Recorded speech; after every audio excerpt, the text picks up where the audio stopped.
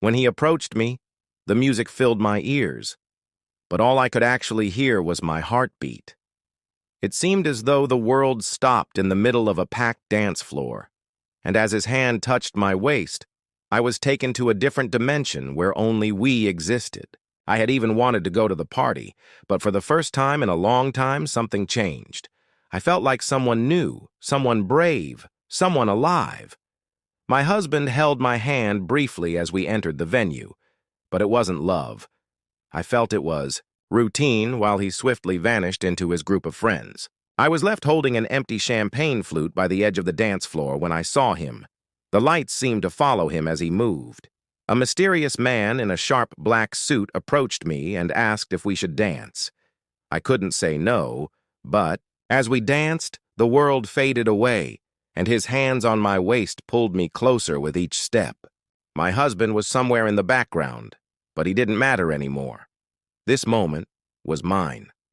When the song ended, I thought he would let me go, but instead he leaned in and whispered, "Let's step outside on the terrace." The cold night air wrapped around us, but it wasn't enough to quench the fire that had ignited between us, and when his lips met mine, I knew there was no turning back. I tried to suppress the guilt, but it was drowned out by a rush of forbidden excitement.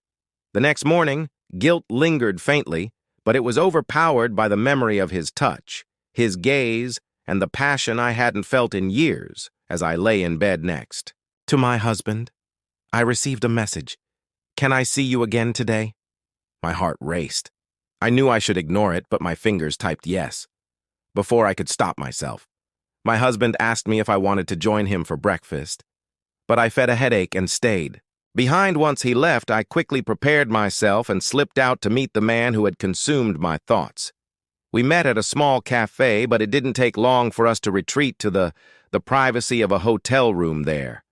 All the passion of the previous night reignited hours passed in a haze of desire, and just when I thought we were safe, a loud knock on the door shattered the moment my husband barged in his face a mixture of fury and heartbreak. I froze, unable to speak, as he stared at us. "So this is what you've become," he said coldly before storming out. I didn't follow him instead. I turned back to the man who had become my escape that night. I didn't return home. Leaving my husband was easier than I thought. I moved in with the man who had become my entire world. Our days were filled with passion and adventure, but as the weeks turned into months, things began to change. He started coming home late, his attention waning. I noticed him glancing at his phone more often, hiding it when I was near. Then, one day I found out the truth. He had been seeing someone else when I confronted him. He didn't deny it. It's complicated. He said, his voice devoid of the tenderness I once knew you need to understand. And just like that, he was gone. The days after he left were a blur. I would wake up in the empty apartment, and the smell of his cologne would still faintly linger on the pillows, a cruel reminder of what I had lost. At first, I told myself it was just a phase. He would come back because he had to, but as the weeks went by, reality set in that he was gone and I was truly alone. I had given up everything, my marriage, my stability, my sense of self, for a man who saw me as nothing more than a passing moment. Happy photos taken during business occasions with buddies. I wanted to hate him, but I couldn't since he was the one who left and ruined our life together. And now he was content while I was drowning in the fallout from my decisions. Even a new lady by his side was younger, prettier, and everything I was no longer. I made an effort to fill the gap. Once passionate evenings turned into endless hours spent frantically searching through dating apps for someone who could give me a sense of purpose once more. One evening, I found myself at the same bar where it had all begun. The music was the same. The lights danced just as they had that night, but everything felt different. I had gone on dates, dinner with strangers who had nothing in common with me, and had drinks with men who looked at their phones more than they looked at me. I was unique. I decided to leave the city, packed up the remnants of my life, and moved to a small coastal town where no one knew my name or my story. The ocean became my solace, the endless waves washing away the pain of my past.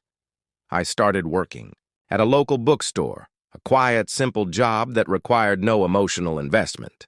For the first time in years, I felt a strange sense of peace. I sat at the bar, drinking a glass of wine, watching couples on the dance floor, and I couldn't help but imagine him walking in, taking my hand, and guiding me back to that forbidden moment, but he didn't. He never would. Instead, I concentrated on discovering who I was outside of the roles of victim, lover, and wife. I read books that had been written about me and went long walks on the beach. I was gathering dust on my shelves and learning how to be alone without feeling lonely when a man, who wasn't as handsome or mysterious as the man who had destroyed my life, came in one day as I was closing up the bookstore. He asked for a book recommendation, and we ended up talking for hours. His laugh was warm, and his presence was calming for the first time in what seemed like forever. I didn't know where this new chapter would lead, but for the first time, I wasn't afraid that my life had been a string of mistakes and dashed hopes, but perhaps there was a chance for redemption, not in someone else, but in myself. I wasn't chasing ghosts any longer. I was finally learning to live again.